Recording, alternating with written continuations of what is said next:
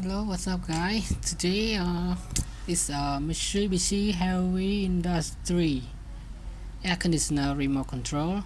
I'm gonna tell you how to change the time also. How to change the time for this remote.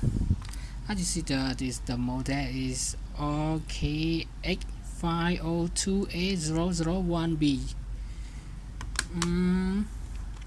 As the starting time from the factory is 1300 or something, it's maybe different depending on the remote control. Now I will tell you how to set up to actual time. You need to have a sharp thing like this. Push it in the bottom deep inside here. ACL. Push it.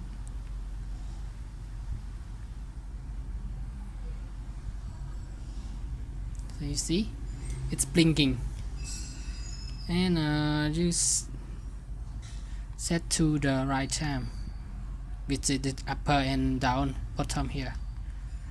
Now it's 6:19 p.m. This is a 24-hour. We cannot change to 6. It will be 18 and 20 because it changed to 20 now. 18, 20, and then you need to push on off button for in the setup. And once again, that's all. Thank you for your time, and make sure you subscribe for more video.